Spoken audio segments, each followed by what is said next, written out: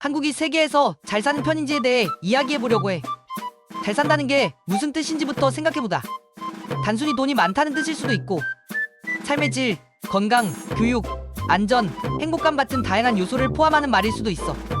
그래서 오늘은 경제, 교육, 건강, 사회복지, 주거환경, 문화, 환경 문제 등 여러 측면에서 한국이 얼마나 잘 살고 있는지 하나하나 살펴볼 거야. 먼저 경제 이야기를 해보자. 한국은 1990년, 1991년 즈음에 이미 세계 무대에서 빠르게 성장하고 있던 시기야.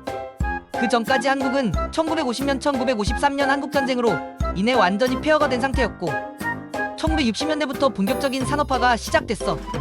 한강의 기적이라는 말이 있을 정도로 경제 성장이 엄청 빠르게 이뤄졌지.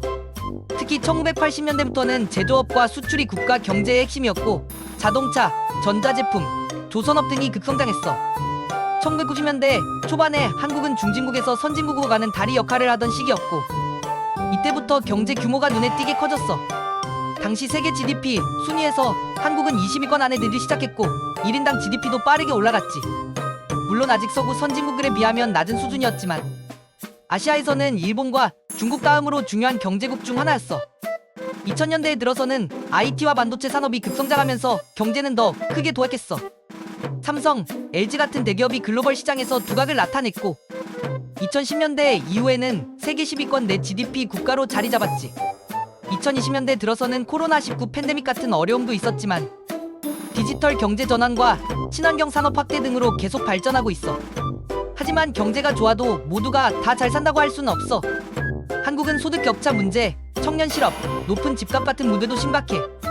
특히 서울이나 수도권의 집값은 전 세계 주요 도시들과 비교해도 엄청나게 높아서 젊은 세대가 자가를 마련하기가 정말 힘들어. 집값이 높으니까 월세 부담도 크고, 이게 생활의 질을 떨어뜨리는 큰 요인이야. 또한 한국은 OECD 국가 중 노동시간이 길고 업무 강도가 높아 스트레스가 많은 나라로 알려져 있어. 일과 삶의 균형이 잘 맞지 않는 점이 삶의 만족도를 떨어뜨리는 이유 중 하나야. 반면에 복지 시스템은 점점 개선되고 있지만 여전히 북유럽 같은 복지 강국과 비교하면 부족한 부분이 많아. 다음으로 교육을 보자. 한국은 교육열이 세계 최고 수준이라고 할 수 있어. 1990년, 1991년 당시에도 이미 초중고 교육 수준이 높았고, 대학 진학률도 계속 올라갔지. 지금은 거의 모든 청소년이 고등학교를 졸업하고 대학 진학률도 70%가 넘는다고 해. 그래서 세계에서 가장 교육에 투자 많이 하는 나라 중 하나야. 교육의 질도 높아서 국제학업 성취도 평가에서 한국 학생들이 항상 상위권에 자리해. 수학, 과학, 읽기 능력에서 세계적인 수준을 보여줘. 하지만 교육 경쟁이 너무 치열해서 학생들 스트레스가 심한 편이고, 사교육의 부담도 크다는 단점이 있어. 이로 인해 아이들의 행복감이 떨어진다는 지적도 있어. 의료와 건강 측면에서는 한국이 정말 좋은 성과를 냈어. 한국의 의료 시스템은 전국 어디서나 비교적 쉽게 의료 서비스를 받을 수 있도록 잘 구축돼 있어. 국민건강보험 덕분에 의료비 부담이 크게 줄었고, 평균 수명도 80대 초반으로 세계 상위권이야. 1990년, 1991년 당시에는 아직 개발도상국 수준이었지만 그 이후 꾸준히 발전해서 지금은 선진국 수준이 된 거지. 예방접종률도 높고 질병관리 시스템도 잘 돼 있어서 감염병 대응 능력도 뛰어나. 이런 점에서 보면 한국 사람들은 건강 측면에서 꽤 좋은 환경에서 살고 있다고 할 수 있어.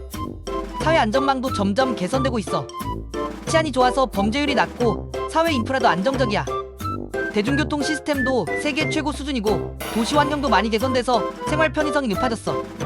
하지만 고령화가 빠르게 진행되면서 노인복지, 연금 문제 같은 새로운 과제들도 떠오르고 있어. 문화와 여가 생활 측면에서도 한국은 점점 풍요로워지고 있어. K-팝, 드라마, 영화 같은 문화 콘텐츠가 전 세계적으로 인기를 끌면서 국민 자부심도 높아지고 관광산업도 활성화되고 있지. 공원, 박물관, 공연장 등 여가 시설도 많아져서 삶의 질이 올라갔어. 하지만 대도시 쏠림 현상과 환경 오염 문제는 아직 해결해야 할 숙제야. 미세먼지 문제는 특히 심각해서 정부가 대책을 꾸준히 내놓고 있지만 완벽한 해결은 어려운 상황이야. 또 산업화와 도시화로 인해 자연환경이 많이 훼손된 것도 사실이고, 마지막으로 행복지수나 삶의 만족도 같은 주관적인 요소도 생각해보자. 경제력이나 인프라가 좋아도 사람들 마음이 편하지 않으면 잘 산다고 말하기 어렵잖아. 한국은 OECD 국가 중 행복지수가 중간 정도에 머물러 있어. 경제 성장에 비해 국민들의 정신건강 문제, 스트레스, 불안감은 여전히 높은 편이야. 특히 청년층과 여성들이 느끼는 사회적 압박감이 크다는 연구 결과도 있어.